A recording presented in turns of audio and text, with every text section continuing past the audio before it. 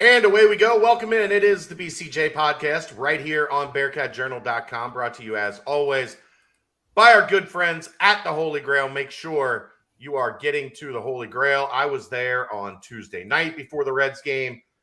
Had a great time, as always. Had some awesome hot pretzels and some beer cheese, and got ready to head over to Great American Ballpark for the night. So, you're headed down there, and as I've suggested continuously, it's a good idea to just go to the Holy Grail and enjoy the atmosphere of the baseball game without giving that ownership your money. So let's get it started tonight. We have another special guest, this time joined by our friend Max Olson from The Athletic, much better looking than Justin Williams. So similar in some ways. Yes, we love Justin. Is a great friend of ours. He was on with us earlier this week as well. He's the man. Talking about it's. Does it make you angry how well he writes? It makes me angry sometimes. That guy's too good at it. Yep. It does. He's very talented. And hey, one thing I always root for is when our really good writers get to cover playoff teams and get to kind of cover this thing all the way to the end. He did an awesome job last year.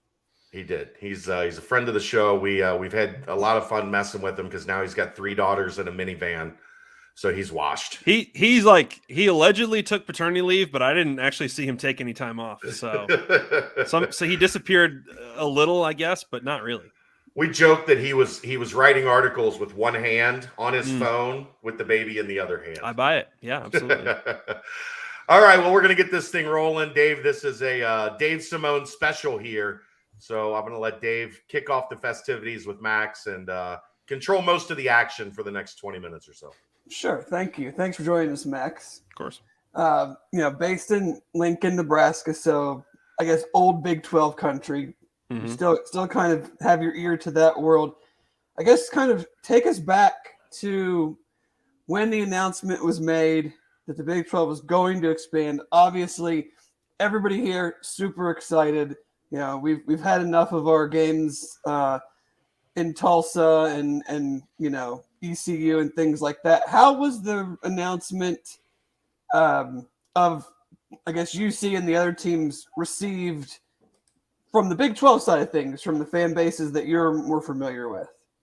Yeah, it was really amazing when you think back to last summer and just how quickly that all actually happened. I mean, usually you kind of get dragged through this for months and there's lots of rumors and, lots of hope and sometimes false hope with these things. But you mean like the last time? Yeah. Sometimes it can be a little bit of a charade. Yeah, for sure.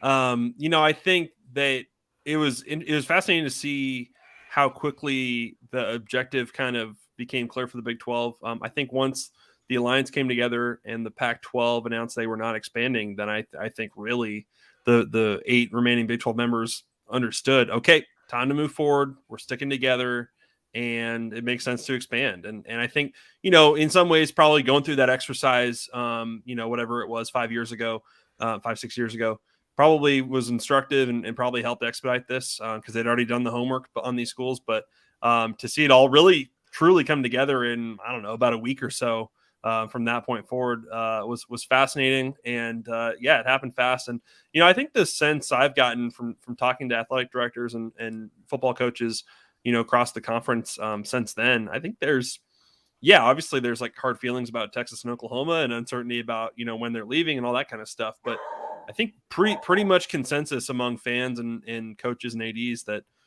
these are the right 4, and they make the Big 12 as strong as the Big 12 possibly can be in terms of, going forward here. Really, if you're drafting 4 schools, those are at the top of the list, I think, for everybody in terms of what you want to do. And certainly the timing was pretty perfect for Cincinnati, given what they'd done in 20 and what they were about to do in 21. And that's kind of where I was going to go next, was just the whole run leading up to the Peach Bowl in 20, and then turning that into the first Group of 5 bid in the playoff. What was, from like kind of where your seat was in the Big 12 seat, what was kind of like, were they watching this like, holy crap, I can't believe this is happening because we've already invited them? Or were they kind of still like hoping that Oklahoma State would win the Big 12 championship? Because it's kind of a little bit of best of both worlds. I mean, obviously you get the benefit of the current school, if they'd have won, I still think they would have been in. I'm jaded. Do you think Oklahoma State gets in over Cincinnati? I do. I'm do? just jaded in that respect. I think it would have been hard for them to get in over Oklahoma State winning the Big 12, but they didn't, and so UC goes. And how is that kind of? I mean, obviously Oklahoma State fans were probably upset, but the rest of the league, did they look at that like, wow, this is a team we're bringing in that isn't just the quote unquote like G5 tricked out darling? They're like a real ass football team. Yeah, for sure. I think that the thing that the Big 12 needs going forward, in order to make it as strong a conference as possible, because there's not, unless Notre Dame's coming, like there's not a Texas or an Oklahoma you can possibly add to the conference to get back to what it was, right? But what you need is relevance and top 25 relevance. And I think last year was a great year for the new Big 12 in terms of, Cincinnati and Houston putting together the runs that they had, to then meet in the conference title game. And then BYU was, I think they beat every Pac-12 team on their schedule and was, really a pretty fun team to watch. And, UCF year one with a new regime and Dylan Gabriel's injury and stuff like that. Obviously they fell back a little bit, but yeah, pretty damn good year in terms of those four programs and showing, certainly for Cincinnati and Houston, showing like, well, they're really on the right track here. And I think that, it would have been, you're totally right. It would have been, I think, really tense, if it had come down to that, if it had come down to Cincinnati and Oklahoma State, for a playoff spot. And especially if Oklahoma State is coming off this, if you're flipping it and Oklahoma State's coming off this, pretty remarkable last second win over Baylor, it would have been pretty interesting. But certainly I think Cincinnati getting in was a chance for a lot of Big 12 teams to see, look, you're playing Alabama and anyone who plays Alabama is you can kind of run into the wood chipper there a little bit. But I think you saw certainly Cincinnati's got some real athletes on their team. And, I think it's a program that, and this is kind of maybe a larger discussion, but I think Cincinnati is a program that probably is going to keep building to a place where by the time it's time to jump in, I don't think they're going to be that disadvantaged when in terms of matching up against Big 12 teams. That's a good point too, because we kind of like UC's had this, 9 guys getting drafted and a lot of key players. So we look at it as kind of like a great 1 year time to still be in the AAC as we ramp up. What do you think the biggest challenges will be for the Cincinnati UCF as they integrate those first couple years? I mean, UC's recruiting has kind of been pretty on par with the level right below Texas and Oklahoma in the last couple years, but it is going to be a lot different having the road trips at Baylor, if it goes that way, at Baylor, at Oklahoma State, places like that, versus at Navy, at USF stuff, those type of games. Is that kind of just the biggest adjustment, is the week in, week out, or is there still going to be kind of a substantial to a little bit of talent gap? I think that there will be. I think naturally there's usually a little bit of a talent gap with this. I've had this conversation with Dana Holgerson before when he made the move from the Big East to the Big 12 at West Virginia, and now he's going through it all over again. But and he knows Houston's roster is like not ready for the Big 12 right now, and it's going to take some time. But he told me that the difference he found in making that switch was in the Big East. He found back when they had Geno Smith and Tavon Austin and all those guys, what he learned from going through it was, if you've got 12 to 20 like really great players on your team, like you can win the Big East. And what he found at West Virginia was you probably need closer to like 40 really good players to win the Big 12, and that was the challenge for him in terms of getting it right. I'm not saying I don't know where that number is for Cincinnati. Like you don't know until you match up and play them, right? But certainly Cincinnati looks a lot like the programs that are succeeding right now in the Big 12. I mean, I don't know that there's a huge difference between them and Iowa State in terms of where you're getting your talent from, and the goal of developing, retaining and developing your talent. And when you have veteran teams, you're really good, right? And have a chance to win the conference. And so you look at them, relative to where, they're recruiting relative to, good Big 12 programs. And I don't see a big difference there. I think there will be a little bit of, there's just naturally, you don't know what you don't know in terms of going up and matching up against, new programs. And I think right now we're at a point where I'm not sure there's a bad head coach in the Big 12 right now. Like, I think that it's pretty, like, everyone's probably getting better in 21, even Kansas, in their second year of Lance Leipold. And so I think the thing you'll find in playing Big 12 ball is just that you can kind of win or lose every week. There's kind of that challenge that you're going to play a lot of close games no matter how good you are. And, if you don't show up a few weeks, then you have a chance to lose. And it comes down to, little things oftentimes. And even that was even the case for Baylor last year. Baylor wins the Big 12, but, usually the team that wins the Big 12 is the one that just survived their close games. And so you have to have kind of that veteran team and be really good at defense or be really good on one side of the ball to get it done. And so, that it's going to be probably a little different compared to the AAC experience, just that there's just really good teams every week and really close games. How much does it maybe play into Cincinnati's favor that 2, 3, 4 years ago, it was a conference that was known offense. And it seems like it's corrected itself back towards defense a little bit, which is obviously Luke Fickell's forte. Does it maybe play into their favor a little bit that they're entering a league that looks a little bit more like them than it did 3 years ago? Yeah, it's funny. You could look at it either way of maybe you want to be the one that's different and has some different answers for the Big 12. And that's certainly been the case here. That people were looking at what Oklahoma was doing and then before them what Baylor was doing. And they felt like, the way to get better is not to try and copy them. It's to try and you kind of turn back the clock and say, can you play great defense and run the ball? And that's what made Iowa State successful. It's what Matt Rule did at Baylor. I mean, certainly this is, the programs that are, and even Oklahoma State. I mean, they don't air it out like they used to. They want to play great defense as they did last year, and they want to control the ball and be complimentary and stuff. So yeah, Cincinnati's coming in at a time when there's the programs that are good are kind of trying to do the same stuff Cincinnati is. And so it'd be interesting to see kind of how those styles contrast at all. I'm not saying Luke Fickell has to change what he's doing at all to try and, have the right chess moves to all this and be outsmart these Big 12 teams. But certainly the conference is not what kind of a lot of people think of, which is like 2008 with Oklahoma, Texas Tech, everybody kind of all slinging it around. The prevailing thought keeps being that Oklahoma and Texas are going to live out the current contract and stay till 2025. Do we believe that? Is that, like, I, for one, have never thought that was going to happen, but it just kind of keeps, I don't know if it's even coming from them specifically, but it just always keeps sounding like that's the plan. Is that what you believe, that they're going to live this out to the end? It's really hard to forecast that one. I think that if you'd asked me a couple months ago, I would have said, yeah, I think I'm starting to believe that it's possible they'll be in this conference till, the summer of 25. Now Bob Bowlesby's thoughts on it, I'm sure are not my problem. I mean, they're going to hire a new commissioner and I'm sure that's going to be on the agenda there in terms of figuring out what do we do here.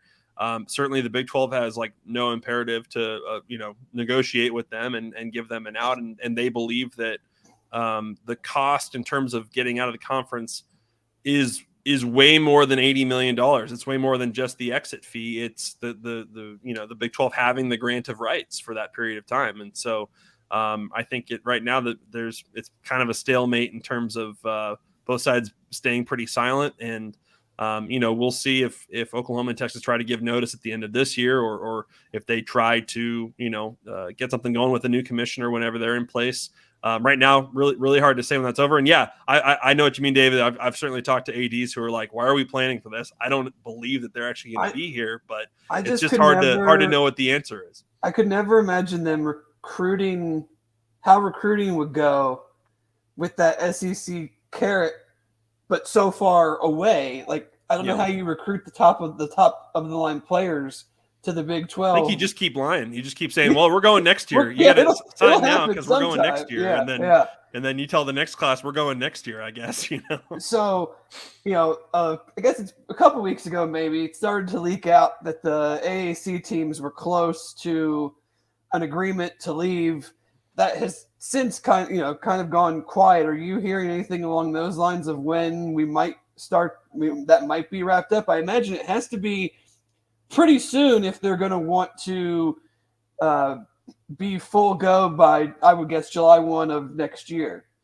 I mean, I haven't talked to anyone in the Big 12 who thinks that those schools are coming, in 24 at this point. Honestly, Right. I think that people are sort of assuming that this will all get worked out, certainly between Oresco and the three schools. And from what I heard, the starting point in those negotiations was something that none of those three schools agreed with, and I don't blame them. I mean, because look, we all have Google. We can look up what UConn paid and how quickly they got that deal done, and sort of how that money was taken away from them and all that, and I think you can kind of use that as sort of a precedent, certainly in terms of what you should be asking for. So I'm sure that they will, get to a deal there. But I don't doubt, from people I've talked to, it's as you would expect, it's Mike Oresco holding it up. With the uncertainty with Oklahoma and Texas, and now the new rule that says you don't have to have divisions. Do you foresee the Big 12 keep going? I mean, there had been talk that they were going to go to divisions when the new teams came in. Do you think that this now changes that? And then also kind of what do you think the best scheduling format is? I've heard some that say, go back to 8 conference games, do 1 and 7, because there's really not the whole marquee reason to have 3 crossover games. We talked about it recently. We like the idea of 3 just because we want to build rivalries with new teams, because there were no rivalries in the AAC. So how do you kind of see those two elements going? Yeah, it's obviously complicated. Back in March, they got together and talked about a couple different models for it. But and with the expectation that they would keep working on this and try to maybe have some sort of resolution in May when they had their meetings in Phoenix. And the message coming out of Phoenix was, we didn't talk about it that much. We're waiting to see this NCAA rule change. And that just happened last week. And that tells me that probably the lean, the way they're talking about this really is more about what do we do for the next 2 years, Right. And then there's some openness to revisit that conversation in terms of 25 and beyond.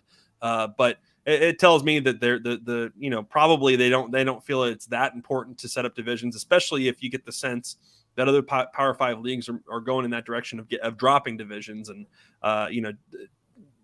do you really need to kind of go against the current there a little bit? So there's more meetings next week with the Big 12 ADs and presidents in Dallas. So I would imagine there'll be a little bit more clarity on that by the end of next week in terms of what they want to do. Right now wouldn't shock me if they felt that no divisions and essentially just try to come up with as fair schedules as you possibly can for this period of time. When they talked in March, it seemed like people were generally still leaning towards 9 conference games, but I'm sure that conversation will get revisited here if you're talking about not doing divisions. And you talk to some programs that feel like, the conference schedule is already hot. They play a round robin right now, right? So there's certainly some folks who feel like the schedule is hard enough. There's some of these schools that are playing 2 Power 5 non-conference games and they're like, we shouldn't be doing that. It wouldn't be that bad to go to 8 again and have 4 non-conference games. And certainly you'd have more bowl teams, I imagine, by doing that. So I wonder if the 8-9 thing will get talked about again. But right now it seems like Big 12, if I had to guess today, probably no divisions. And, on the Cincinnati side, it'll be interesting to see. I mean, can you, for example, do you get a trip to Austin in those 2 years or not, right? I mean, there's no kind of guarantees as the conference goes away from round robin scheduling here starting next year. No, we want Oklahoma and Texas in Nipper. Sure, I'm sure, and I've heard that in terms of from other ADs being like, we want to get them in our home stadium one last time because from a ticket sales standpoint, that's the best. Oh yeah, I mean that's the whole reason for us is just because we can never get those teams to agree to come here. Oh, for sure. When you have the second longest home winning streak in the country, it's not too simple. So no doubt. Chad, did you have anything? I'm just curious. TV talks are still a decent ways away, but those things are always, in motion. Is there any sense inside the Big 12 of what the number is going to look like when this next deal comes through? Because, the Big 10 and the SEC are setting themselves up for billion-a-year deals. Right. The Big 12 is not going to be close to that, but is there any sense of where they're going to stack up maybe when compared to the ACC, when compared to the Pac-12? Yeah, it's a great question, and obviously that's such an important piece of that commissioner hire, and trying to find the person who has the right skill set to, really nail those negotiations and maximize the value there. And, I think that from, consultants I've talked to, these rights, gain value every year. I mean, just the way it is. So I don't think like the number itself will, necessarily go down from the last deal that they did in terms of annually. But certainly that is the concern. Is I believe Pac-12 is going through it before the Big 12, right? Yeah, I think so, they're 24. Right. So that's one of those that'll be a little bit of a tone setter. I think the AAC probably got maybe a little bit better deal than they should have in the last round there, and from folks I've talked to. And so, yeah, your aim here in terms of what the fan bases in the Big 12 and the administrators want, not just that you need to maintain your level so that you're not having to have cutbacks, but to really stay in that same class, that same tier or whatever, as the Pac-12 and the ACC is really important. How much do you think maybe it's helped by, like when you looked at when they said no last time, I don't think Cincinnati really had the type of market presence that they have now, obviously, after this run with Luke Fickell.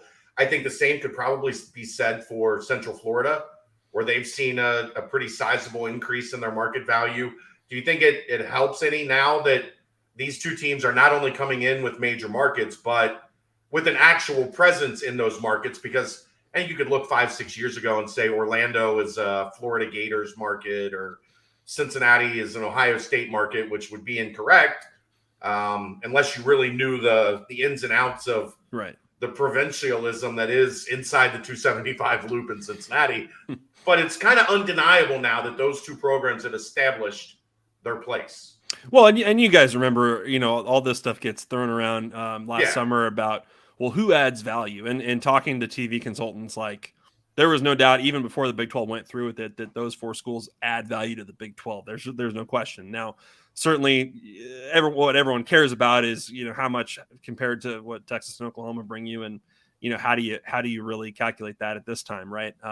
I think that it's worth what someone's willing to pay for it, right? But certainly, I feel like it's going to be fascinating to kind of see where it ends up, and I believe contractually. I don't want to say this wrong, but I believe from talking to Bowlesby, I think contractually the talks begin, I think, in the spring of 24. So, that kind of, it's going to sneak up on us a little bit, I suppose, in terms of when that really gets rolling. So really interesting to see what direction they go with in a commissioner hire.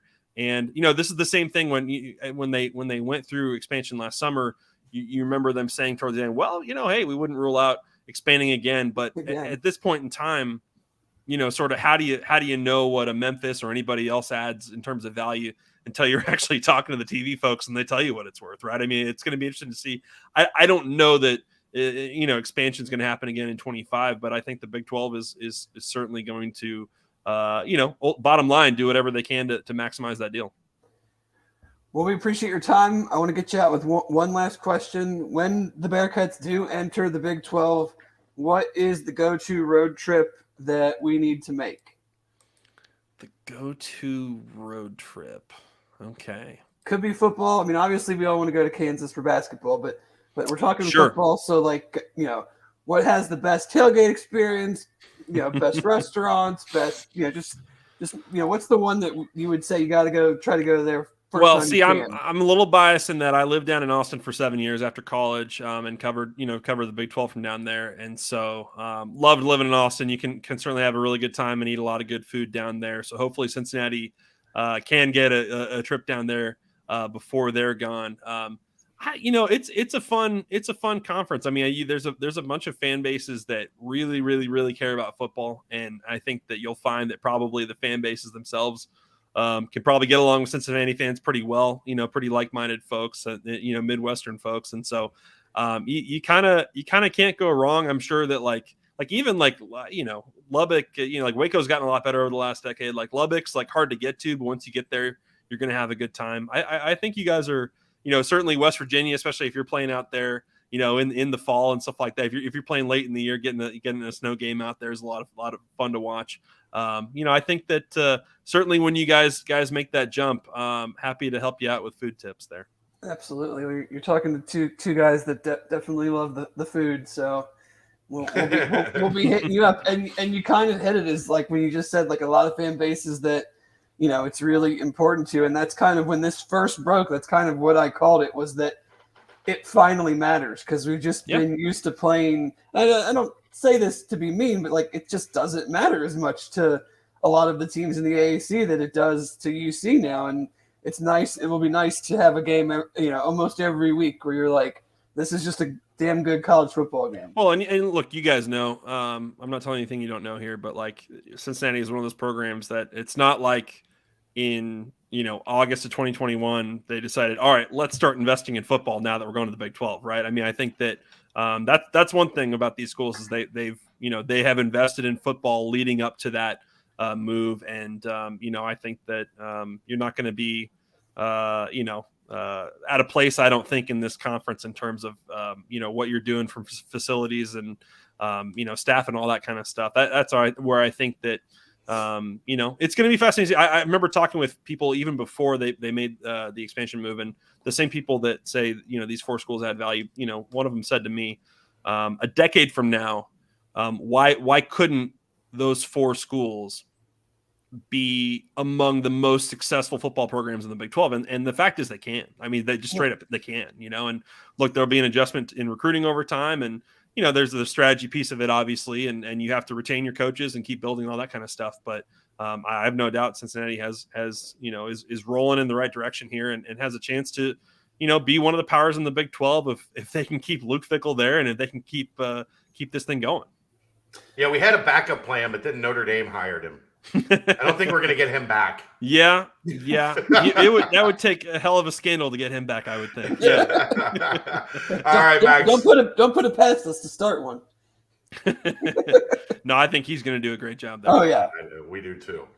All right, man. Well, we appreciate it. Thanks a lot for your time. You can find him at Max_Olson on Twitter. And as Cincinnati moves towards the Big 12, he is going to be a must follow as well. I know most of you have an athletic subscription, so you can keep up with everything Justin does. So add Max to your must read list. Max, thanks, man. Appreciate it. Thanks, fellas. Appreciate it. Thank you, Max. Have a good one. There we go. Max Olson from The Athletic. Dave, that's a Dave special. You like to get on the Twitters and get us some good national guests to sit down and chat with, and that was as good as any. He knows the Big 12 well, and obviously when you're dropping things like, well, I talked to Bob Bowsby and he told me, that's generally a guy that we want to have on and get his views. Yes. First-hand sources are always the best. I talked to a guy who heard from a guy. Yeah. That knows just like, at this point of the year, it's kind of like, what is interesting that we can talk about that's not necessarily about this upcoming season, because there's going to be plenty of time to talk about that, but it's still relevant, and it's still something that our fans would be interested in hearing that maybe they're not going to get from an article or something like that, because it's just not on the forefront of maybe Max's mind. But he was nice enough to come on and definitely like you said, knows the Big 12, covers the sport from a holistic standpoint as well. So he knows, he's very familiar with UC, and then obviously intimately familiar with the Big 12. And let's be real, we can't talk enough about the Big 12 for our fans. So like anytime we talk Big 12, I think that's going to be something that they like hearing. Agreed. By the way, Dave, and this will take us into our next little. Well, let's get a timestamp first. The Max Olson interview, timestamped by Urban Artifact. Are you curious to explore what lies beyond standard craft beer? Take a trip to Urban Artifact. They don't make beer, they make fruit tarts. Come see what the world of real fruit has to offer. Swing by Urban Artifact's Northside Tap Room, mention Bearcat Journal, and get $2 off a flight of 4 tasters. So we have to do Wednesday next week. Okay. Because I think that works. It's going to have to. And you can be busy next Thursday night if you want to. Okay. They are kicking off June. It's not a Midnight Madness camp, but it's kind of a Nippert Under the Lights camp to kick off the June camp series at the University of Cincinnati. And I think there's going to be a couple really interesting names that are going to be at that camp on that Thursday night that we'll see. I don't want to get into it too much yet because there's still a lot of time between now and next Thursday. But it's going to be, I think, a very interesting camp. And then, of course, that leads into the first official visit weekend starting on June 3rd. We know already there are going to be quite a few high-level targets there, quite a few very interesting names that UC is going to try to close on and get the deal done with, maybe even including a couple guys that might be there Tuesday or Thursday night at the camp that we will have coverage of. So we're a week away, Dave. We are. Like am I allowed to attend this camp? Yes. If you what would time? like to come, What time does it start? 7:30. Okay, I might be able to swing that. Yeah, I mean it's not too late. So no, the later the better. Actually, it would let me get my kid in bed. Yeah, but I mean it's reasonable.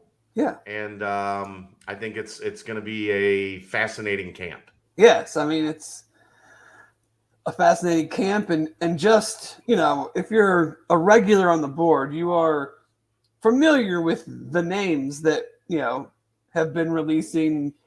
Going to take a visit or a top 5, but it's going to be very fun to see it all come together and see like who actually is on these visits, who is on these visits that maybe doesn't really have a big social media presence, maybe who the staff doesn't want to have a big social media presence, right?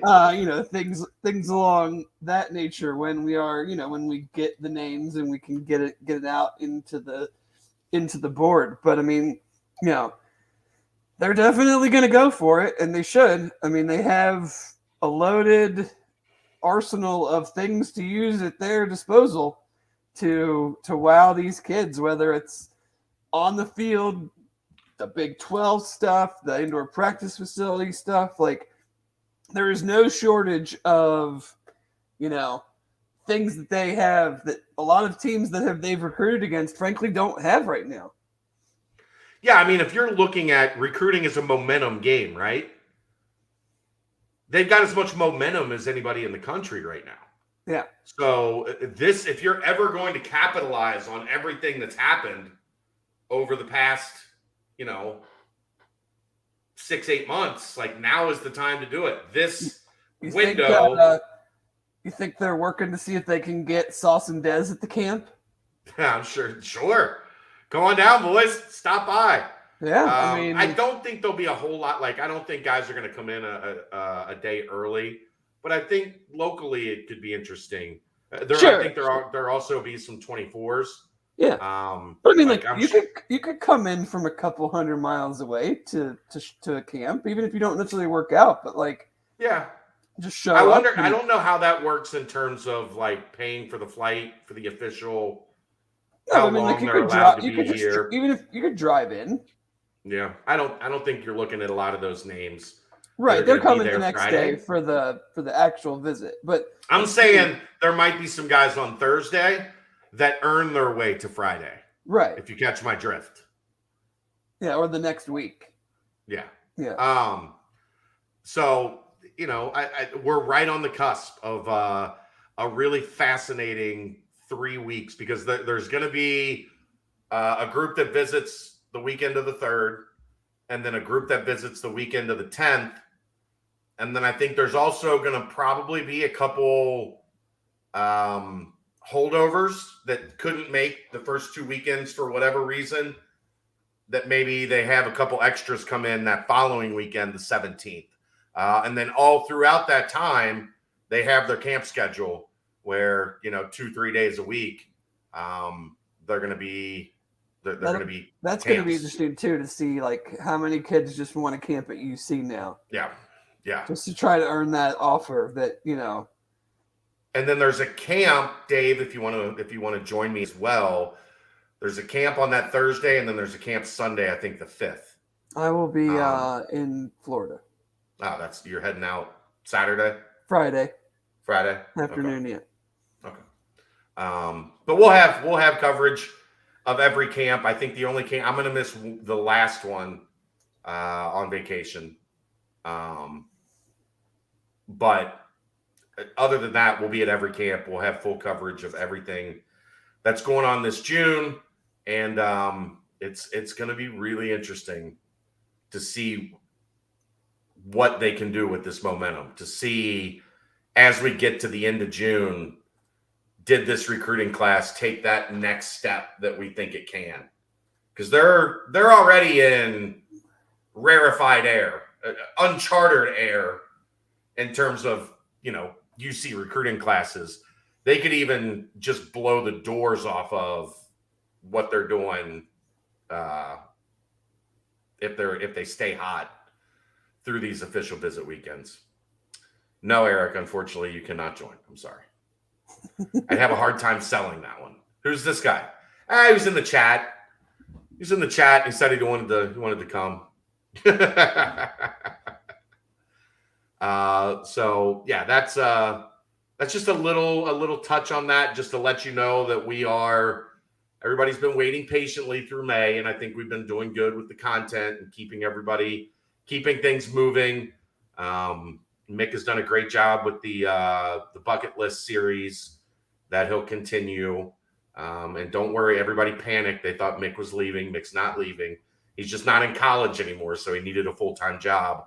And there's only one full-time job right now at Bearcat Journal, and I don't have any intention to give that up. So we had to find him something else to do on top of what he was already doing for us. So now he's full-time and still working for BCJ, just also covering Purdue in the meantime. Sounds good. Yep. Let's a little timestamp that one. Give that one another timestamp. Urban Artifact celebrates their 7th anniversary. That was last month, sorry. How about this? Urban Artifact operates in the historic St. Patrick's Church, 150 years old.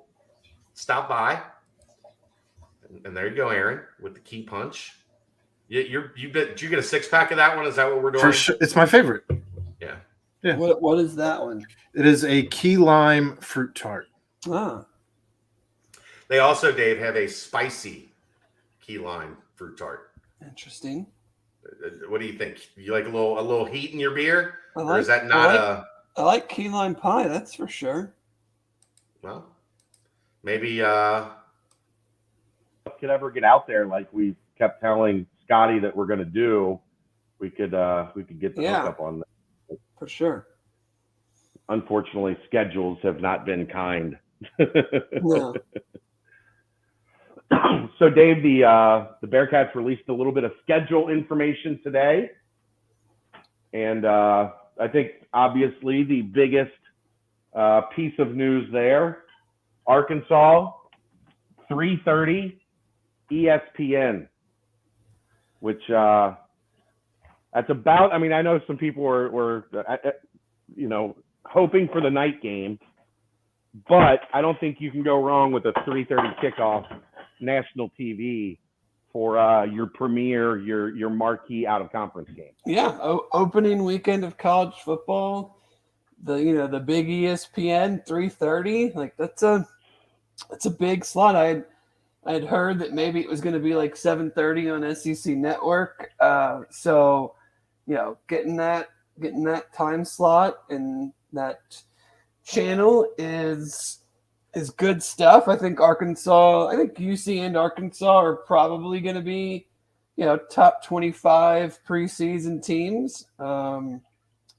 So, should be a really good matchup and hopefully get a lot of exposure for the Bearcats. Yeah, I mean, I think this just goes to like the respect Luke Fickell has earned, right? Oh yeah. Because it would be pretty easy for TV to just say, you know what, they lost too much. Like we're kind of chill on Cincinnati at this point. And instead, you get a marquee TV time slot on one of the biggest football weekends of the year. You get a chance to kind of show that you weren't a flash in the pan, that this wasn't a one-year wonder. I think it's a huge opportunity for Cincinnati. As we know, I'm not breaking any ground there, obviously. But that was kind of the biggest news to come out of that schedule. That mini release today. The other one's Yeah. Kennesaw State, 3:30. As you would expect, that one's on ESPN Plus. Yes, that's not a surprise. But then the big one for you, Dave, the one that shocked you, Yeah. Miami of Ohio back on TV for the first time in what, 5 years? It feels time. Yeah, I mean it's been a minute, I feel like. So I'll take it. ESPNU, We'll be at the game. You can't rest all your starters again for that one, right? Oh, sure you can. No, I'm talking about them last year deciding that they weren't going to play anybody that was of any relevance in that game. Correct. We'll see. I mean, Just be a national embarrassment if Miami pulled that shit again. They don't wouldn't care. surprise me. They don't care. They're not nationally relevant. What does it matter to them? One shot at this, I guess. But Chuck Martin has made it very clear they're worried about winning in the MAC. They are not overly worried about beating Cincinnati at this point in their program. They should be decent, though, shouldn't they? I mean, they lost a couple of their main guys, right? I mean, what's decent? They're. I guess I can't. I don't know much Miami yet, but I know they had 2 defensive guys drafted. Their And best that's receiver, Ivan Pace. Ivan Pace is at UC. Their best receiver is on the Bengals. I know they had their best other defensive lineman, probably maybe their best other player besides Pace, transfer. Yeah. Well, maybe they're not going to be very good. I mean, I'm sure they'll be fine for max standards, but max standards isn't beating UC. Very true. Very true.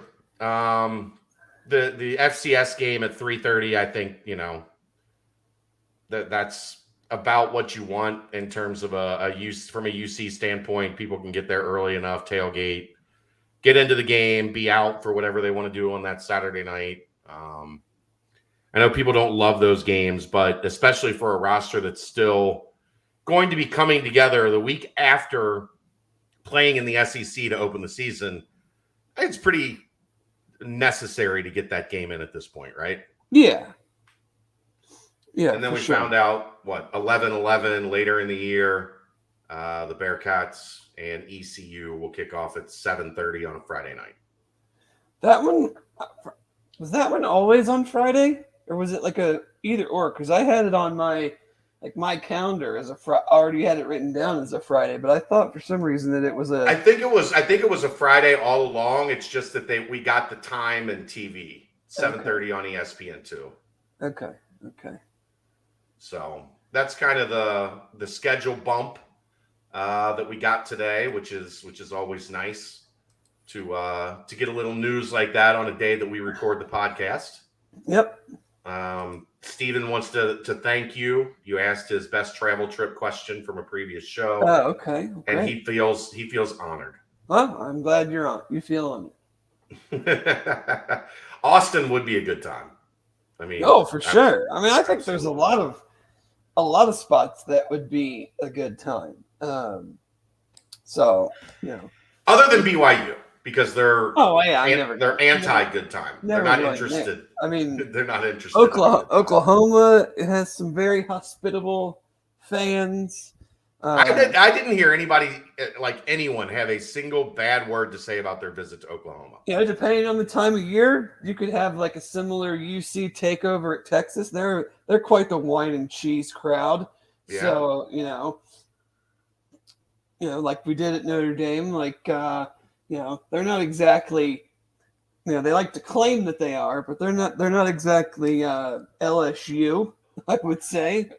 Well, and Texas alums are spread throughout the state of Texas, so it's not most college towns, the alumni base isn't far away. No, I just mean like the atmosphere in the stadium has always been talked about as like kind of low key. Yeah, and I think some of that is it's not centrally like there's people are 6 hours, a 6 hour drive from alumni or a 6 hour drive from Texas. Yeah. So I think that's where the Notre Dame thing comes in is there's a lot of tickets that are available on the secondary market. There's an opportunity to do what they did at Notre Dame. I agree with you. I think we're just having different avenues to get to that point.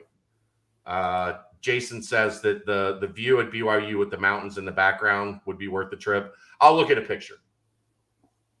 Yeah, when I was younger, I went to a game at the Air Force Academy. That was sweet. Then, like, mountains in the background. Okay, like I can't drink a beer at the game. I have no interest in going. Is the Big 12 all alcohol? Like, does everybody sell beer at games?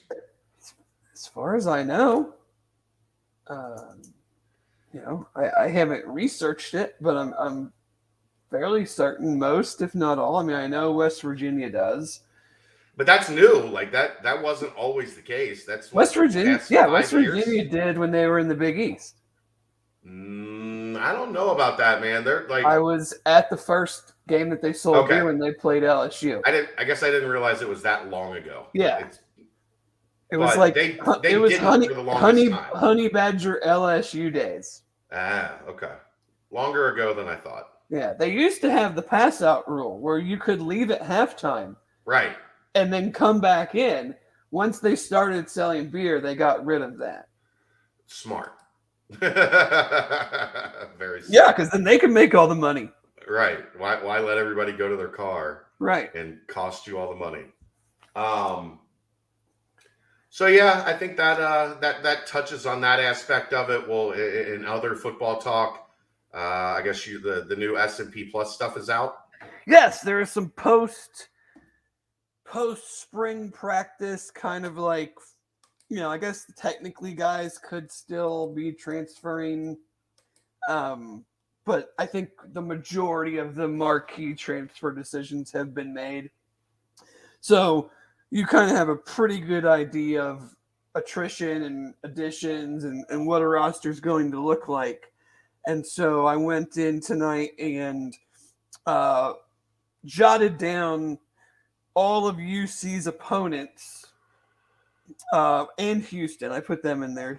I know they don't play them in the regular season, but just so we could kind of run through that real quick and see, where everybody kind of stacked up. I mean, I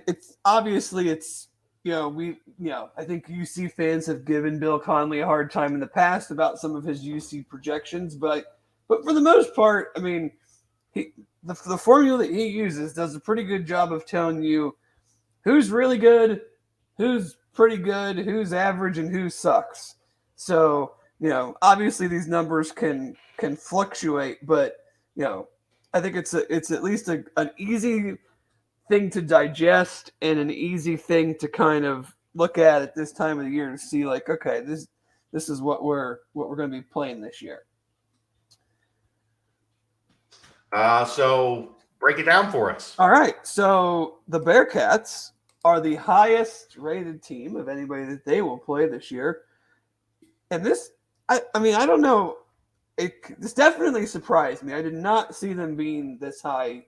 They come in the first, or in this set of rankings at 11. Does that surprise you at all?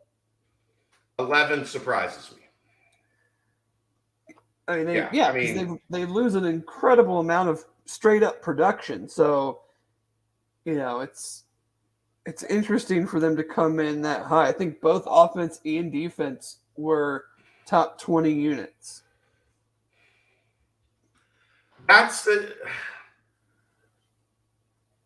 So I think that's interesting because I think we all believe the offense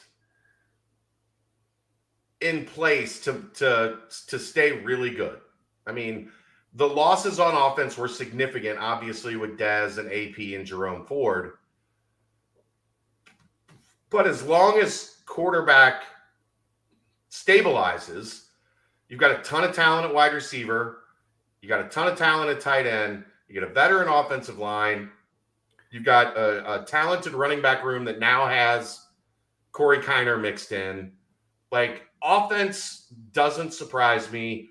And defense, I guess, is it benefit of the doubt, Dave, that Luke Fickell's going to have a I mean, I guess defense? though, like, does benefit of the doubt come in when you're using math?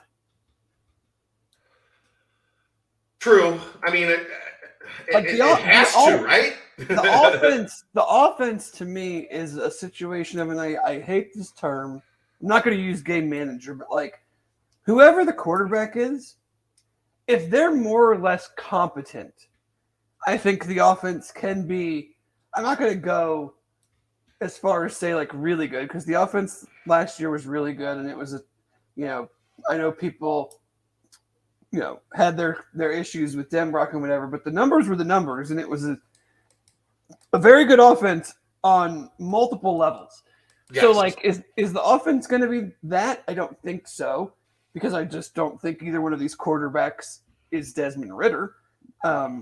Right. But, like, when you look at an offense and how you win games, like, yes, they lose Alec Pierce. They still have a very solid group of wide receivers. You have 2 NFL tight ends.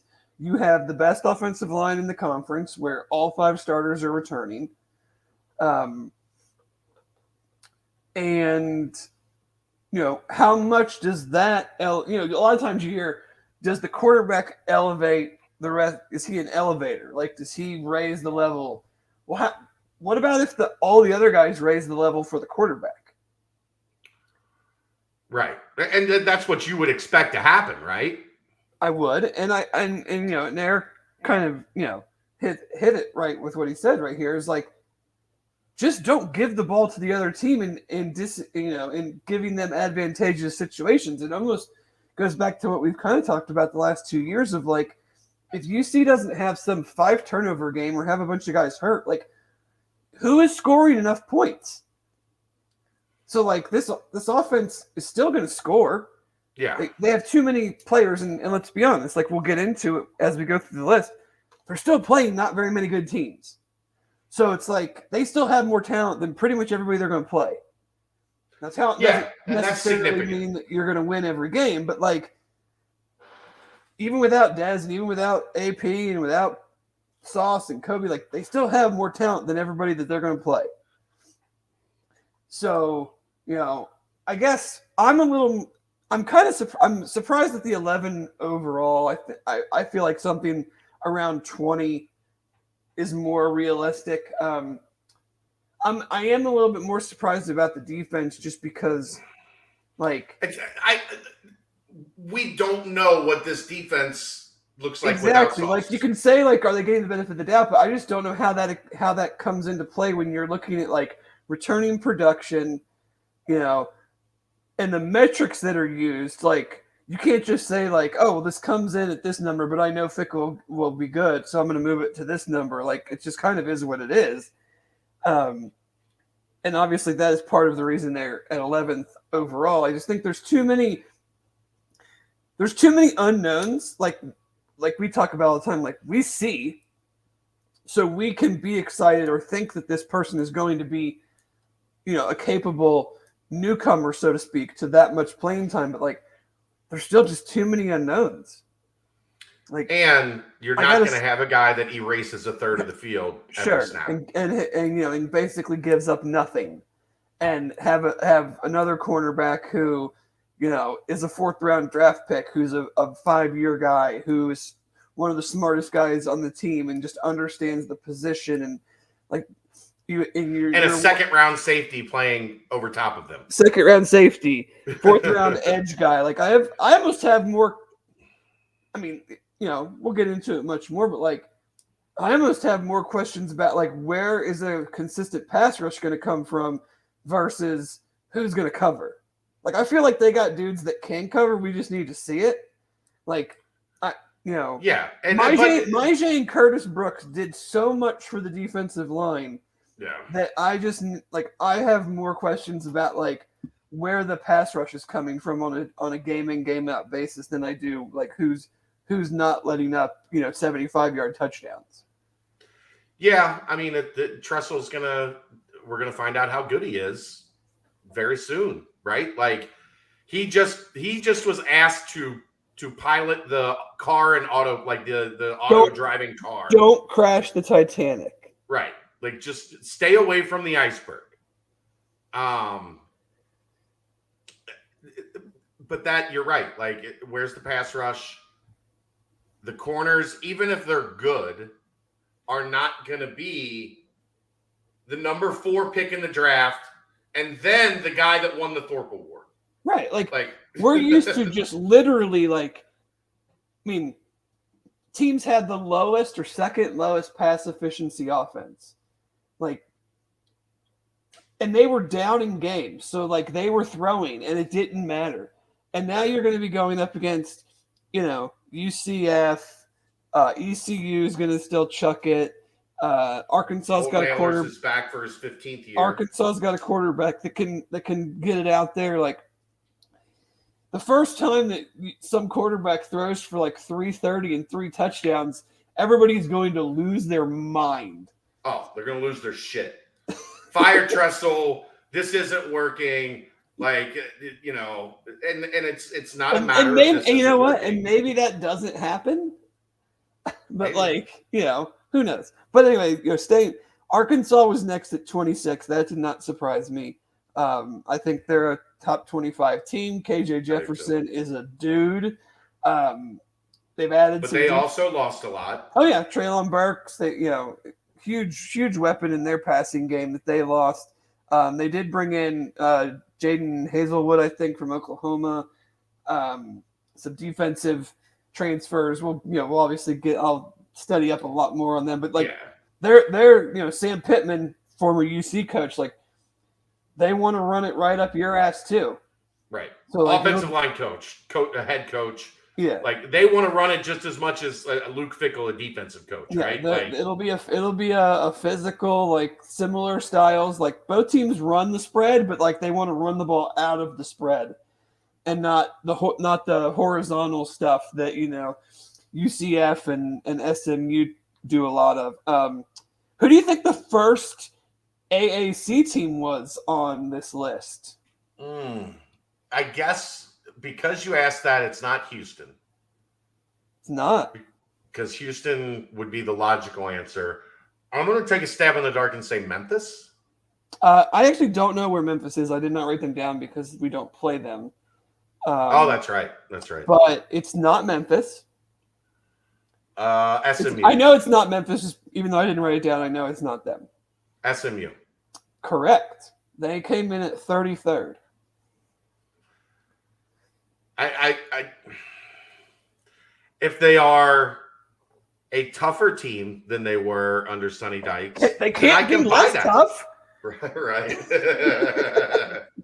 Because that team was soft. That's the only way to put it. That team was soft. There's no other way to explain it. You come out to 2 straight years in a row. You come out to, I want to say 6-0 and 7-0 starts, and then UC just beats the dog shit out of you 2 times, and you just fold the entire rest of your season. Yeah. And why? Because you got exposed that you were soft. I mean, I will never stop laughing at the fact that they had that damn show on ESPN Plus, and after UC dog walked out, they stopped filming the show.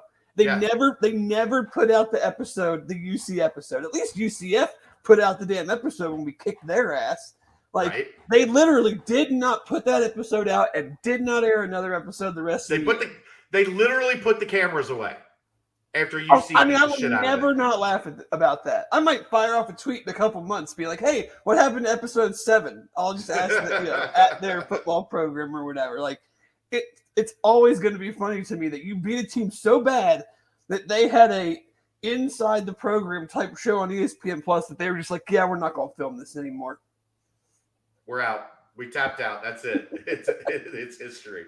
Talent-wise, though, it's not. Well, yeah, it's transfer central. They still have Tanner Mordecai. Grant Tight Cox, end's gone, right? he's gone. Well, actually, he's gone. Danny Gray's gone, and Reggie Roberson are gone. Yeah. So they definitely have some receiver reinforcements, and I'm sure they attack that in the portal. But you just like we talk about, you never know. But Ulysses Bentley, he transferred too to Ole Miss, so they're losing they lost their best running back. And I think with Houston, McCaskill not being there is going to be a devastating blow to them. Yeah, I mean, they were next at 44. Or no, I'm sorry. So SMU was 33rd, then UCF was 39. And then Houston. So Houston's fourth coming in? I think, and I'd have to dig more into Houston.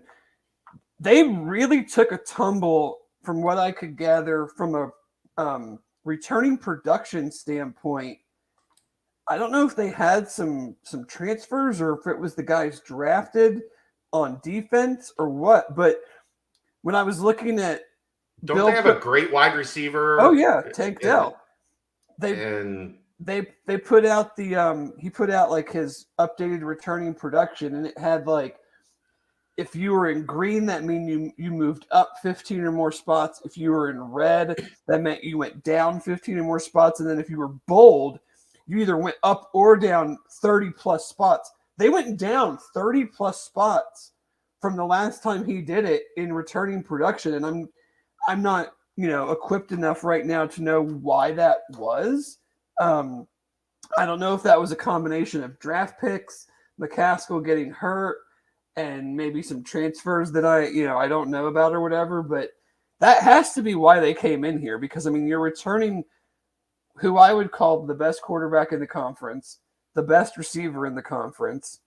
They're returning some good defensive players. Obviously they've lost some good defensive players too. But I think they lost some guys on the offensive line. But I was surprised that they came in, I guess technically fourth in the conference in this ranking. I think they lost 3 guys on their offensive line. Well, I know they lost their center and at least one of the tackles, Chris Paul. So, but other than that, I'm not sure. Then they lost 2 other receivers. Yeah, obviously not Tank, but 2 other receivers. Well, the kick returner, Marcus Jones. Mm-hmm. Yeah. So yeah, they had some significant hits, but it did surprise me that that's where they were. Then there's a big gap. Tulane came in next at 71st, Indiana 72nd, Tulsa 79, ECU 81. Anybody in there that surprises you, or that's kind of, there's 130 teams. That's pretty much average, slightly below average. Right. No, ECU I think will be pretty good. Their defense still stinks. Yeah. But Holden Ahlers is back for year 12. I think they've kind of figured him out. Yeah. He had they took that personal. He had that's the Michael Jordan, and I took that. He threw for 5,000 yards and I took that 12 personal. TDs, and I took that personal. We never heard of this guy. I don't think CJ Johnson has 200 and something receiving yards in the last 2 years after he had that. Right. He was like a nothing last year for them. Right. He just had that one magical night against the Bearcats. Against Kobe, which is just hilarious that dude just roasted him all game, just out of nowhere. And it kind of led to Sauce going from the field to that ascension of Sauce. After that game, Sauce was the boundary corner for the next 2.5 years. Mm-hmm. Yeah. So then after that, those 4, and you've got Tulane's got some new coaches in there. Tulsa, they're, who knows with them? Yeah, but they lost a lot of their line, which is kind of the backbone, and they lost Player. I know Cincinnati would love Jackson Player. I know Cincinnati tried to get involved there. Yeah, they would love to have added him. Where did he end up? Baylor, I think. Yeah, I think Baylor. He went back home. I think he's from down that way. But yeah, so, and then your last 4 are Miami, Ohio at 84, USF at 89, Navy at 113, and Temple at 118. I mean, I guess USF with that young quarterback is a little bit of a concern, but they're still a hot mess. Like, I think they'll be better this year. I don't think they'll end up that low, but what's a significant jump for them? Put them average? They can't. I don't think they have the talent to get to average yet. I know, that's what I'm saying. If they made a significant jump, an unexpected significant jump, it would get them to average. Yeah, into like the 70s. Yeah, and they're here, right? They're at NIP. Yes. Yeah, come on. All right, let's get through a couple comments here. I think we'll see a UC team that was built to succeed without Dez. Evan looks like a better runner, and Ben is a better passer. Will we find a QB?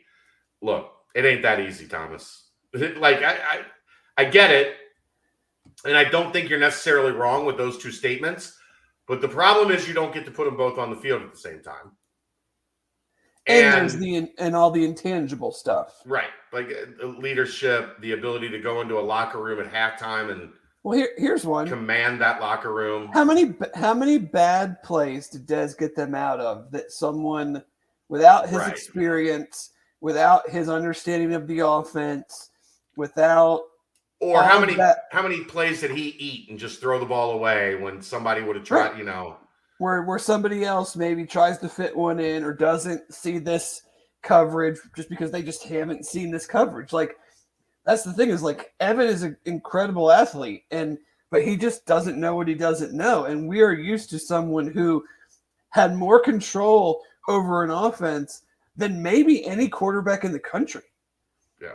Like, his understanding and the trust that they had in him, I think, was unrivaled, and it was earned. So, you can love Ben and Evan as much as you want, but, like, have they earned that trust? Have they earned the capability to make the calls at the line, to audible out of plays and into plays, to, like you said, eat plays or not force plays? Like, Dez had one of the lowest turnover-worthy plays percentage of anybody in the country last year. Like, if you really look back at it, like, he very rarely this past season made a play where you were just like, what the hell is he doing? Right.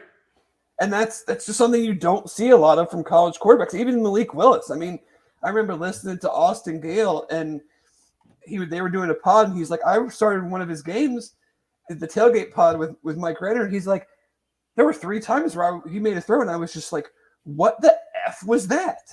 Like, you just did not have those type of plays with Dez that I don't think we necessarily take them for granted, but, like, they're much more on the table now than they ever have been, just because of a lack of experience in the position. Right. Let's see. Arquan Bush, the next great Cincy DB. Mark my words. I don't disagree. Like, I think Arquan's got a chance to have an outstanding season as an outside corner. Define the next great Cincy DB though. Like, what's the bar? How high are we talking is the next great? Because the We've greatest had since some pretty great ones. The greatest before we got to Sauce and Kobe was what, Mickens? Yeah, Mike. And he was a first team All-American. Yep, and like a mid-round, 4th round pick, I think. Right, and Haruki, D'Lo, I mean. And then you get rookie safety, D'Lo corner, but like. Well, he said DB. He didn't say corner. DB. Okay, yeah. I mean, then you have Wiggins and Forrest and Cook and Sauce and Kobe.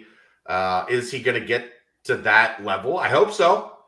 It'd be damn good for the program if he did. I just want him to be healthy all year. Yeah, that's been a challenge. And they need him. I mean, like, that's the thing is, like, when you have 2 guys like Kobe and Sauce, you can't afford for your 3rd guy to,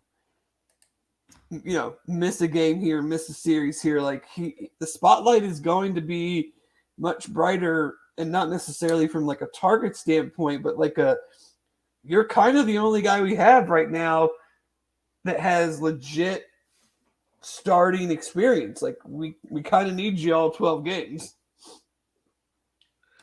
I'd say Taj Ward is fairly close. He's got experience, but not Like, not yeah, he sta- hasn't played like Arquan has. no. I mean, Yeah. Arquan's been a star team player for 3 years. Yeah. And then finally, Eric says, I predict Jawan Briggs will have a monster year. I agree with that. I think he's back at a more natural position inside.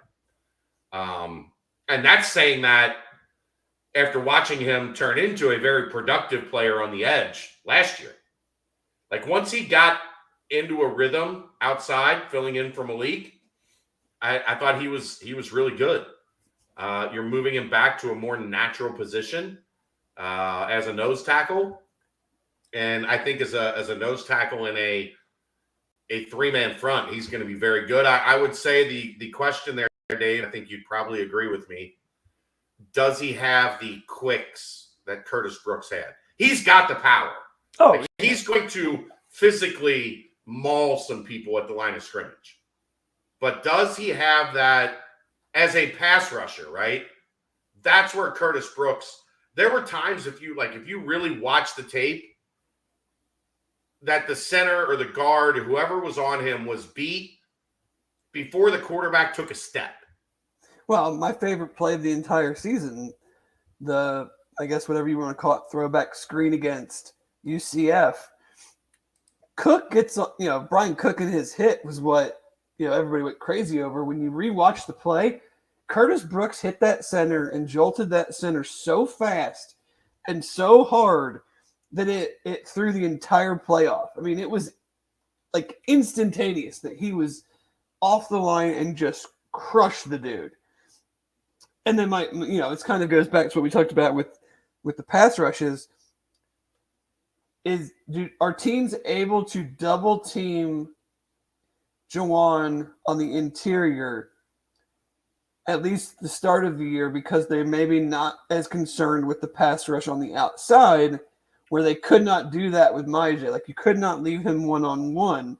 Right. So does whoever is at the 5 or the 3 tech or the whatever it is, straight up nose, like are they seeing a guard and a center more often because they feel more comfortable leaving that tackle in one-on-one against Jabari or Malik or whoever that is versus Myjay? Yeah, I think like sneaky, what we haven't really talked about much, and we probably should. This is a massive 2 months for Malik to get that ankle right, because that high ankle sprain in the Navy game cost him a good chunk of last season, and then kind of he went on it some this spring, but it never felt like he was back at any point where he was at 100%. So if he's still fighting that as we get to camp and as we get into the season, now you're relying a lot more heavy on Noah Potter. Like I think Jabari Taylor is going to have a really good final year. Right. And like I'm very high on Jabari Taylor. I think he's got a lot of Elijah Ponder. He's got a lot of Elijah Ponder in him. Mm-hmm. But I think you need Malik to be 100% and at his best if this D line is going to live up to their potential. So it's an important, and I'm not doubting that that'll be possible. I'm just saying we saw him have a struggle with that ankle through the entire second half of the season. He got it cleaned out, and then he wasn't, he went in fits and starts through spring ball, but they need him to get back to 100% as they get into camp and then carry that on, because we know with an ankle, man, especially a high ankle, which is what he had. Yeah, you just never. All it takes is one bad drill. Well, the only chance for it to get healthy is just to not do anything. Right. So, So I think that's important because if Jabari and Malik, and now you add Noah Potter into that, who I think can very much be a factor. Eric Phillips, I thought had a really good camp, filling in a lot of the time for Malik when Malik was out. And you and I both are high on the Dom Perry train and have been for a while. Yeah, I think he's more. He's the in the middle though, right? I mean, I'm just talking about he would be behind Briggs. Yeah, I'm talking about the depth of the line Sure. because they like to rotate a lot. Like those guys have to be ready to go because they'll take some of that stress off of the corners to not have to be Sauce and Kobe. Because if quarterbacks are standing there and getting a chance to pick apart this new defensive backfield as they grow, you're in trouble. You're in trouble. Simple as that. I mean, by the time Sauce came on the scene, Kobe had already been starting for a year and a half, right? Yeah. And then Sauce stepped in and immediately stepped his game up. And now you had two dudes. You're going to have, like, even if it's Arquan on one side, and it's going to be probably him on one of the outside spots, I think we didn't see him much in the spring inside at nickel. No. So you're going to see him outside at one of those two spots. Who's the other one? Don't know yet. Like that's for Kerry Combs to figure out this summer. But it's going to be much easier if you do have a pass rush that's at least somewhat similar to a year ago. And without Myjay and Curtis Brooks, that's going to be a challenge. For sure. All right. We're cruising right along. I think we're okay on football. You got anything else? No.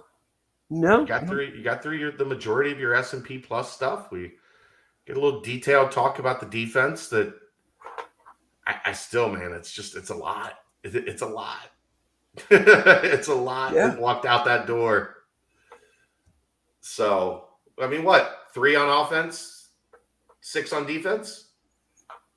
Dez, Pierce, Jerome? I mean, just think of it from like the opposition standpoint. When they're putting the game plan together now, they're going to go, well, hey, at least we can throw to both sides of the field now. Yeah. And now, like, you had a starter quality in Arquan playing nickel. So really, like, that's why their pass defense efficiency was so elite, right? They had 3 high-level starting outside corners on the field at all times. And you had a really good cover safety. Yeah.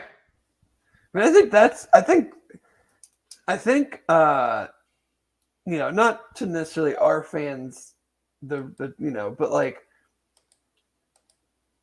Sauce and to an extent Kobe, I don't want to say like took the shine away, but like they kind of covered up a lot of the notoriety that Brian Cook could have gotten. Like he got it here because we loved him, but nationally, he would have been talked about. He was damn good. Yeah, against the run, coverage, ball skills.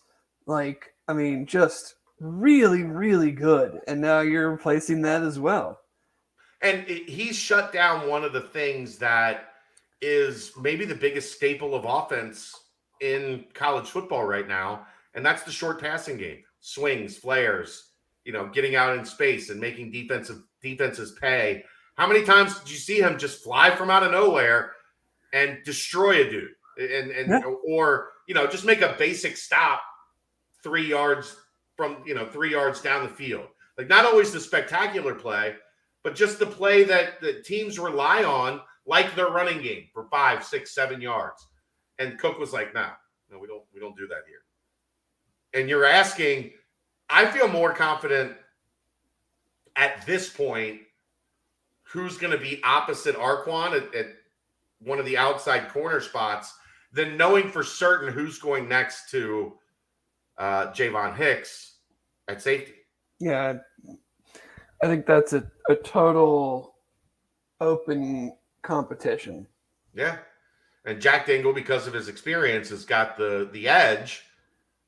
And I like what I've seen from Jack Dingle, but you're gonna between him, threats, Armorion Smith, Isaiah Cox, you're gonna have to find somebody to fit that role for sure.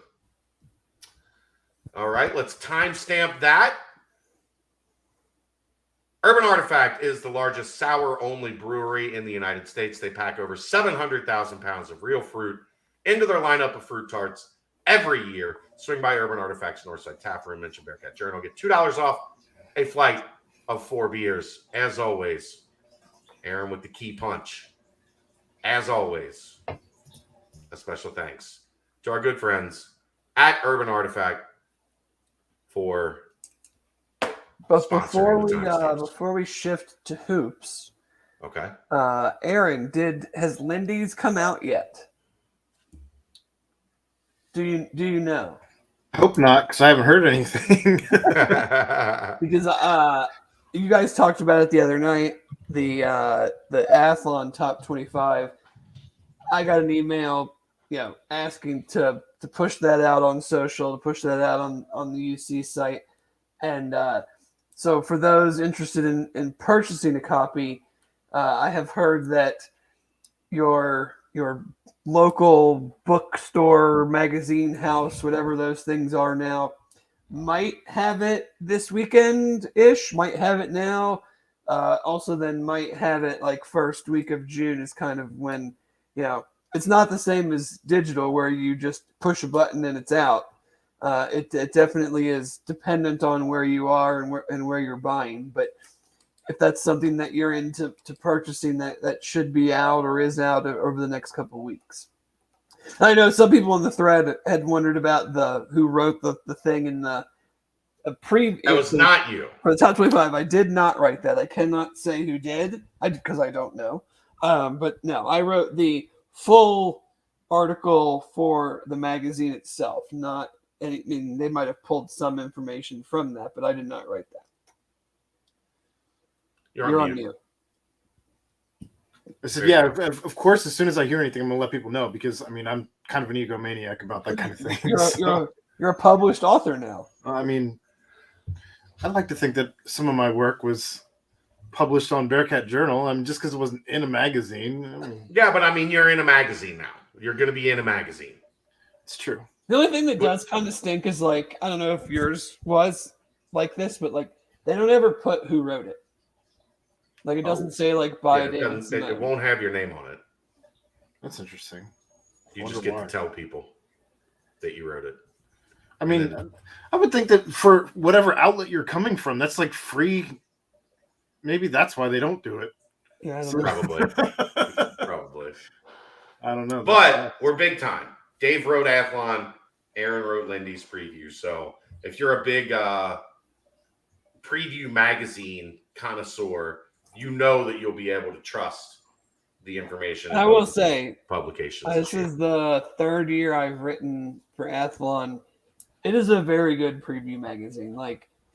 They farm out to people that actually know what the hell is going on. I'm just saying, they do obviously the bigger the program, they get more word space and everything, and I get that, but you get it's a good thing to learn up on, whether it's other conference teams, whether it's other teams UC's playing.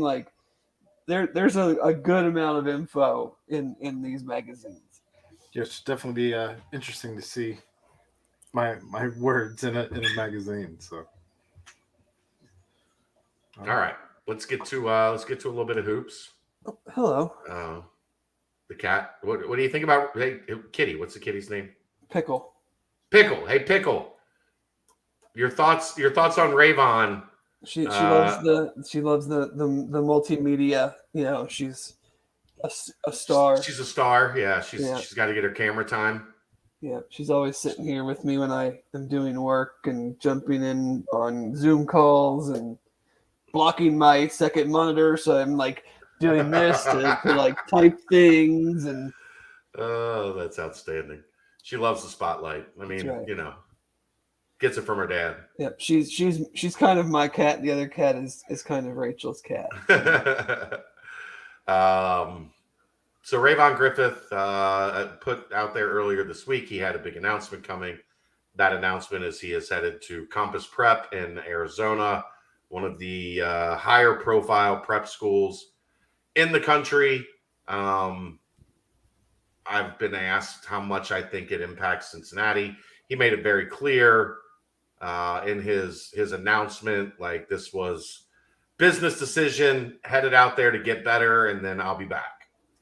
I don't think it has any real impact. Does it open the door to some people out west maybe trying to get involved? I don't rule that out. Like I know Arizona State has had a lot of involvement at Compass Prep, so maybe they try to jump in, but I don't really see this having a direct effect on his recruitment. What I see this as is, so he went to a higher profile AAU team this spring, right? And what happened when he started playing with high level, high major players? His game elevated, Dave. We've seen, I mean, he jumped up to 41 in the rankings. We'll get to the rankings conversation here in a little bit. But I think this is, Rayvon and the people around him looking at the situation and saying, this is what we're going to be like. That's what college is going to be like. So let's go get another experience that's going to better prepare me for playing in college. I mean, they play in a league. It's like a national prep school league it's got, it's got Oak Hill Academy. Like Sunrise Christian, like like La Lumiere, like those type of teams. Yeah. So I think this is an opportunity not only to play with great players. I believe there's 2 top 20 guys in 2023 that are on that team, but also to play against a lot of great talent and give him an opportunity to continue to elevate his game. I know the question, like, why not stay at Taft? Why not stay in the city, maximize building this brand of hometown hero? I guess my question is, Dave, what left does he have to accomplish at Taft? They won state. Yeah, I mean, as someone who went away for school, like, does it make you? Would you feel more warm and fuzzy if he was 10 minutes away instead of, a couple thousand 3,000 miles? Sure, but like, I'm all for just dudes like getting experiences like that. If you have a talent that someone wants you to be a part of something, like, go for it, man. Like that's on UC staff to make sure that him playing somewhere else doesn't, right, dissuade him from wanting to still be a Bearcat. Like, 17, 18-year-old kid that is elevating his play and wants to take on a challenge, like, that we should be for that as Bearcat fans. Like, you should be for, like, this kid has a mindset that, like, just going to Taft again isn't good enough for me. And, again, not to just, not anything against them, but like he wants the challenge. Like, just like we want to see what the challenges of going to the Big 12, he wants the challenge of how can I get better? What kind of player am I or can I become when I'm playing with other players that I feel are on my level and that can help elevate my game, and I can learn from them, and I can learn from great coaching, and I can play against other top competition. I mean, like, it's great to play at your high school and everything, but like, who the hell is Rayvon Griffin going to play in the regular season of his Taft High School basketball team that is going to do anything to truly improve his game from where it was last year to where it is this year? Yeah, I mean, what, like, you're going to get 2 games that fly into the hoop over a weekend in January. Like, you're going to be able to maybe get yourself into a couple showcases over Christmas because you've got a top 50 kid. But what's the good of playing like a nationally ranked team if you're the only guy? Like, and that's not to say Taft obviously Taft has some other talent, but they don't to my knowledge, had any other like high major guys. So if you're going to go play, a place like he's going to in Compass Prep, and you're the only top 50 guy, and they've got 6 of them, like, what do you get? What do you get out of that? What do you gain from that? Yeah. So you end up playing Compass Prep at Flying to the Hoop. right. And you have a rough game because they just do everything they can because they know Stop you, right? These guys can't score 20 points if he doesn't score 30. Right. So like, yeah. So and it's not about looks and everything, but like it makes you look bad. It hurts you from your development standpoint. Like, and I frankly, like, if I was just a really, really high level basketball player, like, I wouldn't want to play in those types of situations where I knew going into every game that the other team was going to just like throw everything they had at me. That doesn't help me get better, I guess is what I'm saying. Like, I'm not improving my skill set when the other team is like basically double or triple teaming me because they know that we can't beat them if I don't have a good game. Right. So I think that's a lot of what this comes down to. I'm sure it doesn't hurt that, Compass Prep's probably going to get some games on ESPN and you're going to get a little national exposure, which really will be good for the fan base, right? Because the fan base will get to pop on the TV and get to watch them play a little bit here and there. So I know everybody was very anxious, very nervous about what this announcement was going to be. I told everybody it not to worry. It wasn't recruiting related, and clearly it's not. They don't believe me sometimes, Dave, but that's okay. I mean, you there's so many of those times where you've led them astray. I don't know why they would believe you. Right. Good point. But I mean, I think there's a lot of positive to it. Like you said, I do think there has to be at least some layer of concern that he's going 3,000 miles away or 2,500 miles away or whatever. But like you said, it's the job of the coaching staff to alleviate those concerns and make sure it's not an issue. Like, that's why they get paid the big bucks. Yeah. This is big boy recruiting. You're going to have to deal with these type of things if you're going to recruit top 50 kids, because that's the nature of recruiting top 50 kids in this day and age. Yeah. Just how it goes. New rankings released today, Dave, from 24/7 for the 2023 class. As I have talked about for a while now, there was a significant jump in store for Isaiah Collier, who moved up to number 1 point guard in the class, number 10 player in the country. It seems good. This one, I'm so back and forth in my thoughts on this, right? Yeah. Like, no matter what, it's good for the program for West to have Cincinnati mentioned with a kid this talented. Right. All signs point to Cincinnati being in a great spot. I know that gets a lot of fans out over their skis, as we have talked about and expressed. This is far from a done deal. There's still a lot of work to be done. But they've done the early legwork. They're in the second half. I don't know if they're in the fourth quarter yet, but they're in the second half, and they're right there near the top.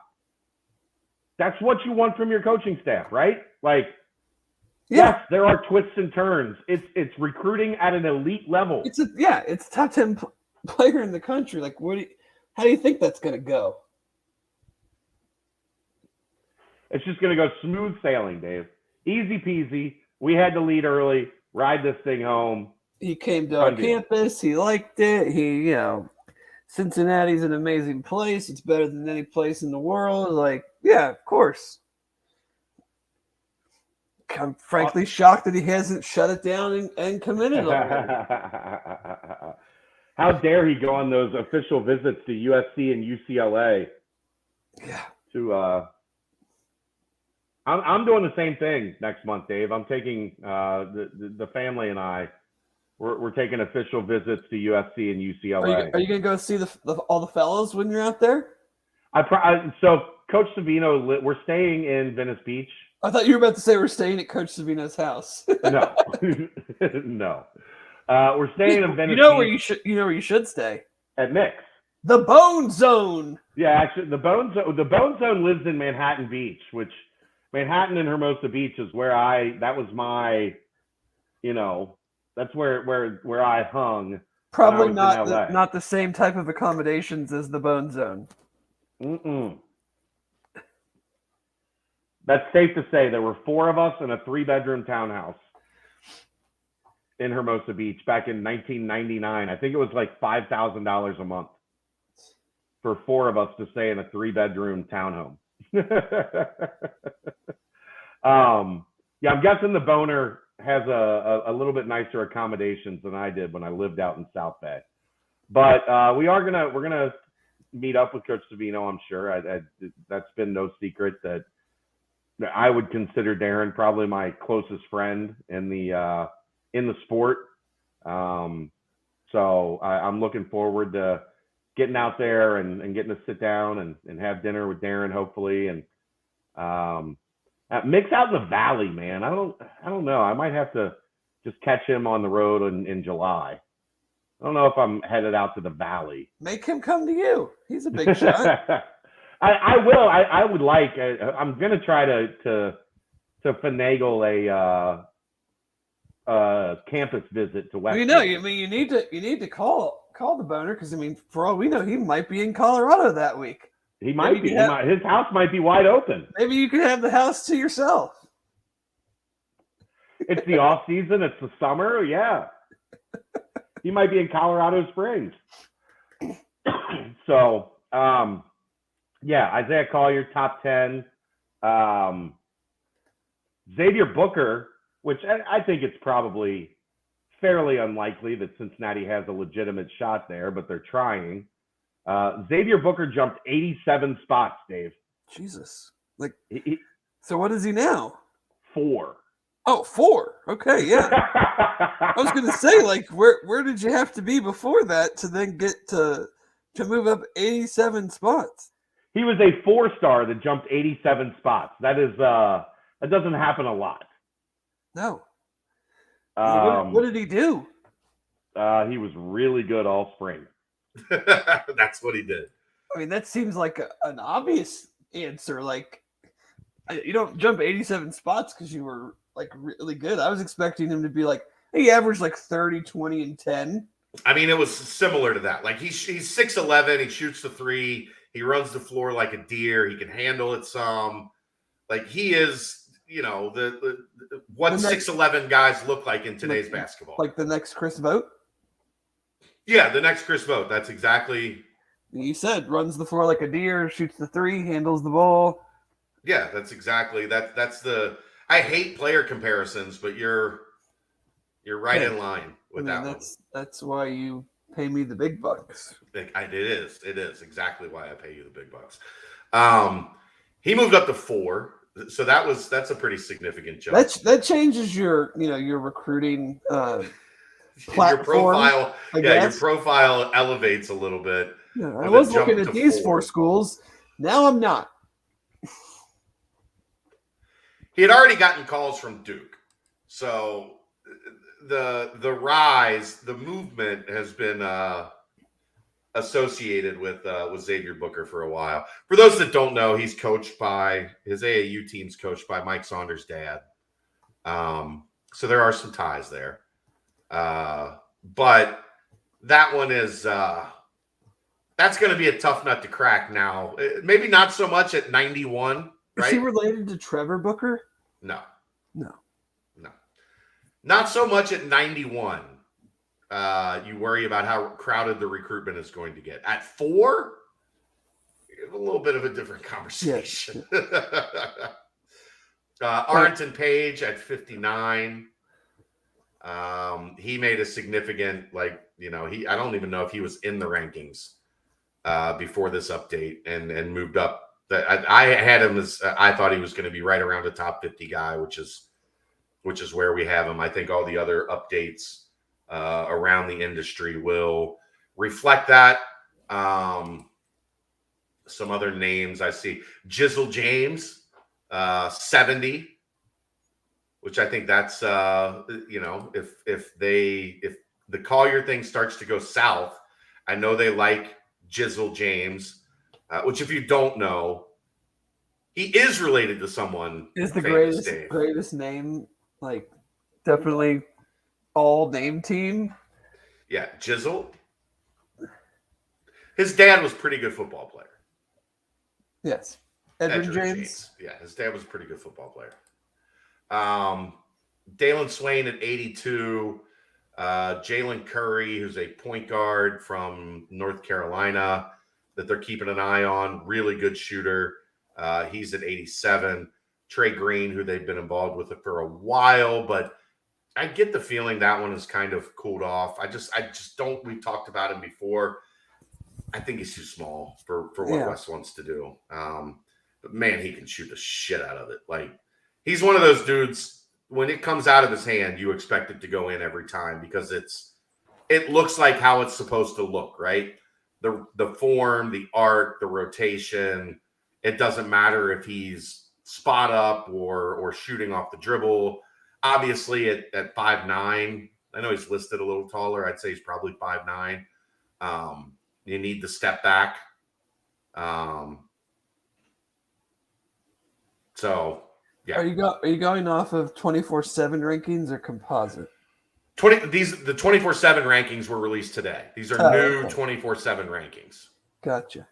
So they will have effect on the composite, but Yeah. these are new 24/7 rankings. Brandon Garrison, 65. Dave, there is a decided difference in what we're looking at right now, right? Because when you're looking at all the names that they have shown interest in, guess what? They're all right in that top 100 or just outside 4-star range. You know what you don't see many of? Projects. Long-term, I was going to say something else, but I'll keep that to myself. Good idea. Wes is swinging big, man. He comes from North Carolina, right? Like, he's not accustomed. And yes, he had to cut his teeth at UNC Greensboro, but don't you think he wanted to recruit top 100 players at UNC Greensboro? Of course he did.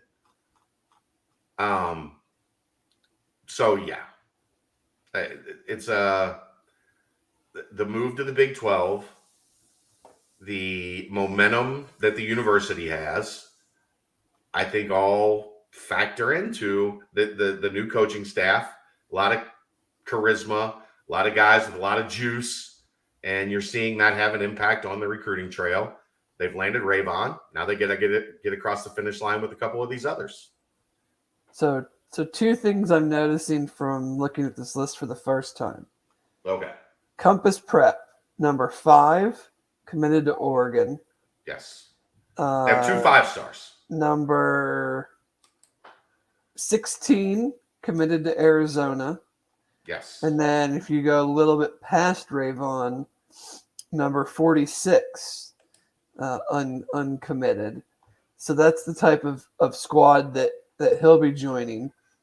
Yes. The other thing that I noticed is that apparently John Shire is having no problem recruiting. He's doing pretty well. He had Duke with 6, 9, 11, 19, and 32. Like, are you kidding me? John Shire has not taken much of a hit from Coach K retiring. No, he seems and to he's be got doing some dudes. just fine. He's got some dudes in that list. Why is this not in your podcast feed? You answered that yourself.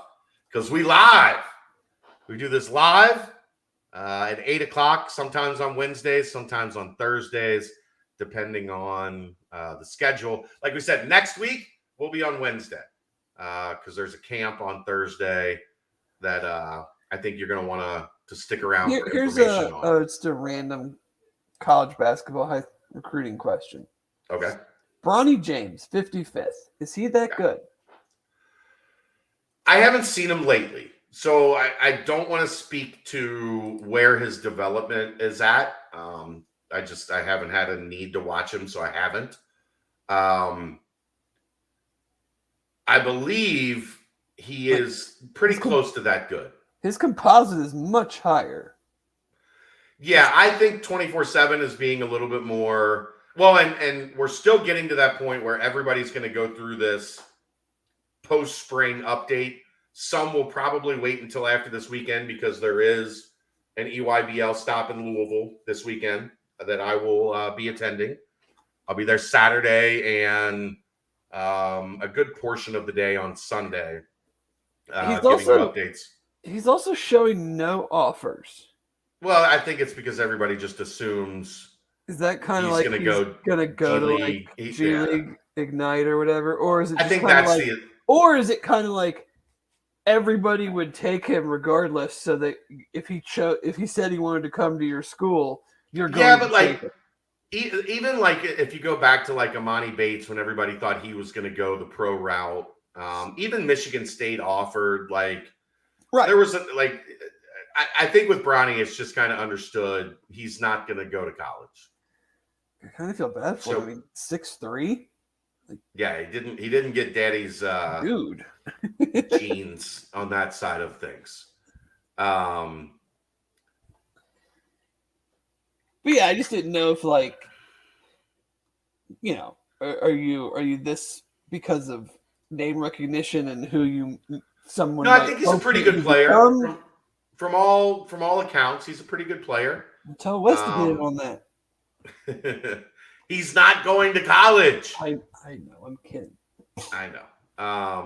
So yeah. So that's kind of a breakdown of where things are at with the new rankings coming out. Wesley Tubbs at 126. I see. I don't expect Cincinnati to continue to pursue wings with Rayvon in the fold. I think you're looking for guard, combo guard, and then 4s and 5s when you're looking at the 2023 class. Devin Royal at 81. Is that surprising? Not really, because there are some legit concerns. Even though I love Devin Royal, there are some legit concerns that I think exist.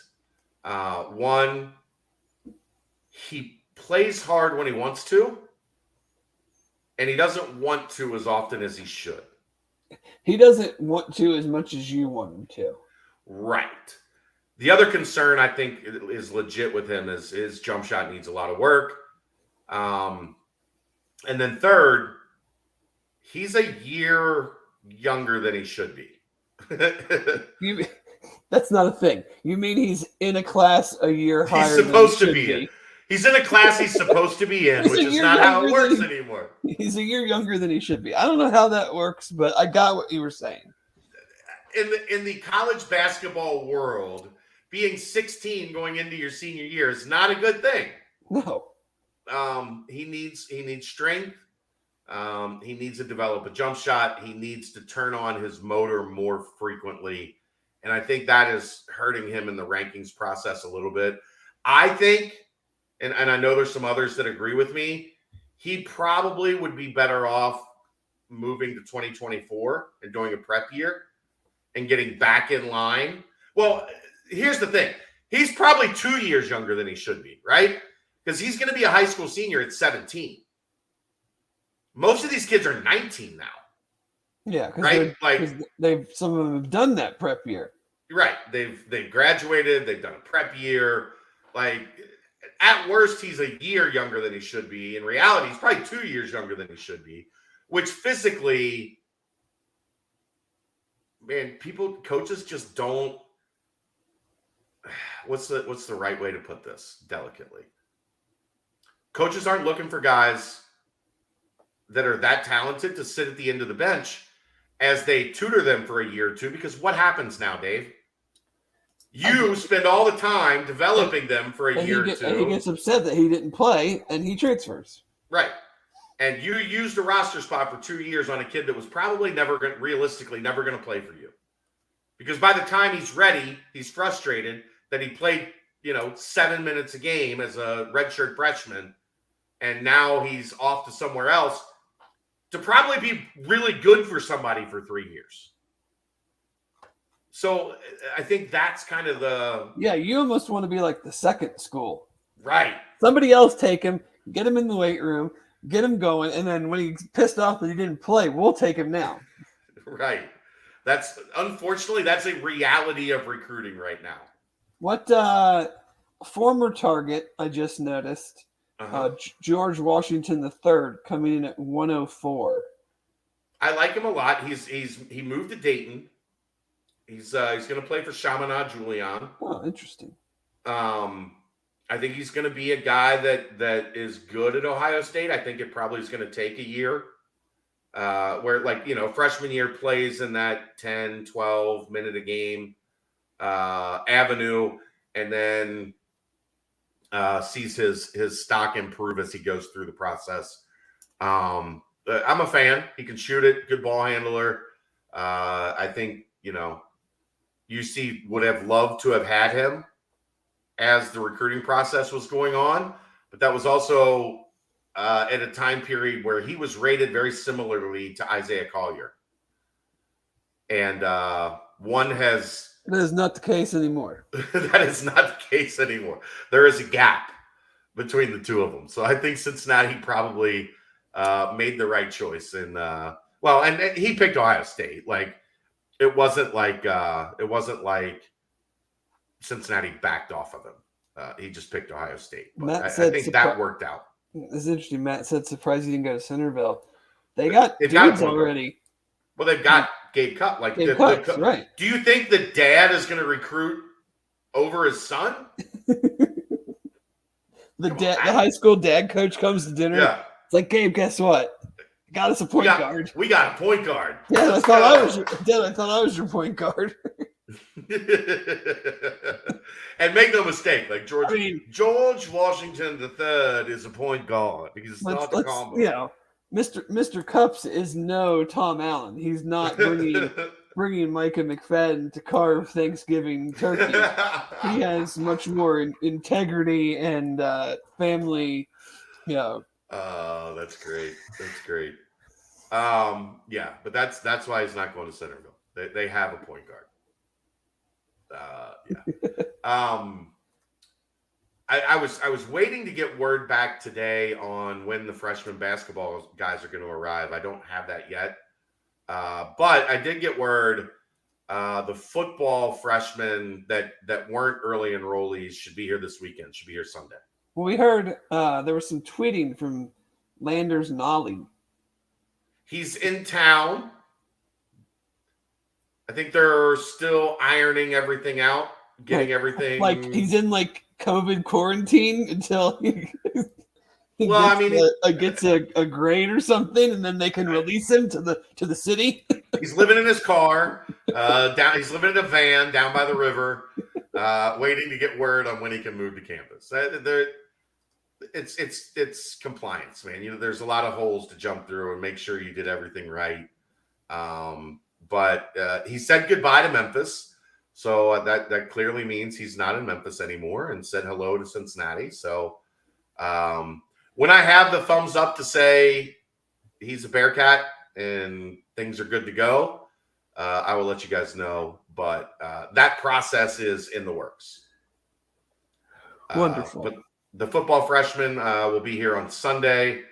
I think there's one kid waiting on results from the state testing crap that happens these days, which I never loved because I think it's dumb because it isn't really what they teach you in school. It's just a test you have to pass to make the state look good. Yeah. Funding. Yeah, funding. That's what it comes down to. I think there's one of those that's it should be okay, but it's they're still waiting on the final results. I saw today was BBP special guest coach Brady Collins' birthday. Yeah. The fourth co-host or fourth member of the BBP, Brady Collins' birthday today. I did not bug him to come on and talk to us on his birthday. Did you get to spend 2.5 hours and watch Royer? I listened to it over several car rides. Yes, He's amazing. It was an enjoyable listen. What do you think of my decision to lock him down for Mondays during the season to break down games? Love it. Can you imagine how electric that's going to be on Monday nights? I mean, yeah, you're not going to need me anymore to do it on Wednesdays or Thursdays. So, well, no, we preview the next week on this show, right? Yeah. Royer gets the honor of breaking down, like we do our little. Actually, it'll probably help because that show then won't be me dominating with my thoughts because we'll be getting Royer's thoughts. So then on Wednesday or Thursday, you and I can go into our thoughts. That's right. And then get into previewing what's next. So it's high school. Because you never dominate with your thoughts ever. Aaron, what are your thoughts? Here's mine. I did think it was interesting. He was very very, very, very complimentary of Coach Tressel. He was. It's a position coach. I mean, I think there was a lot of appreciation that Tressel didn't come in and try to I don't want to say screw things up per se, but I know you did it this way before, but now I'm here and we're going to do it my way. I don't care how successful you've been. I think there was a lot of appreciation that he came in with an understanding of this is a really fast car. I'm just going to take my turn driving it really fast. Back to the George Washington Gabe Cupps thing. It's high school. They can play together. Matt, they're both point guards. That's what they both are. And point guards play with the ball in their hands, right? You're not talking about a point guard and a combo guard. You're talking about 2 point guards. They can play together, but it's not ideal. That's not how the game of basketball works. They don't want to. That is what. What are the great teams in the history of basketball, Dave, that had 2 point guards? I don't know. I don't know because I don't know because there's not any. Who was the other point guard with Isaiah Thomas? It's like all those great teams that rotated quarterbacks. Right. That's not how the system works. One of them did win a national championship, but Florida Gators. Crazy. One. Uno. They also had right. God was one of the quarterbacks. Right, God. Part of the equation was the Lord himself. All right, we were worried about how this one was gonna. We do this every time. We worry about how we're gonna get every single time a full show, and next thing you know, we're at 1:57, and I told you I thought we were pretty good tonight because I thought we had a plethora of avenues to go with this one. So that's going to wrap it up. Stay tuned on the YouTube channel. Aaron and I will have a nightcap here in a little while. We'll maybe touch a little bit more on Rayvon and some basketball stuff because we've been very football heavy here over the past couple days. So one more time, let's see if I can get this right, Dave. Did you know that Urban Artifacts building, the historic St. Patrick's Church, is 150 years old? They operate their tap room in the basement, and upstairs they offer the reliquary. I don't. Is this a bit? Do you legitimately not know which way it's pronounced yet? You could call the guy who owns the damn brewery and just ask him how you would like me to say this word. I've been told 5 times how to say it, and it doesn't stick. Which one is it? Do you want me to say it? I think it's reliquary, right? Reliquary? I think it's reliquary. What did he tell you that it's that? I've looked up the official pronunciation, but it just hasn't stuck in my brain. No, you need to ask him so that you can hear the way that he says it. So that you know which way they want it to be pronounced, not the way you think it should be based on reading it on your computer. I think it's better that we have a bit where we end up spending 2 minutes talking about it instead of 45 seconds. Sure. And somebody said to me the other day, the problem is you pronounce it different every time. And I'm like, yeah, that's part of the bit. I just always laugh because you say you do the exact same thing every time, and I'm like, does he not know? And he just is covering. It's like when we bases. like Abdullah do-a-do. Like I say it both ways, and that way I'm covered. Yeah. The reliquary. Yeah. I think it's reliquary. I think. Yeah, I don't know what either one would mean. Like, if you know, oh, this is our reliquary. Oh, great. What is that? Like,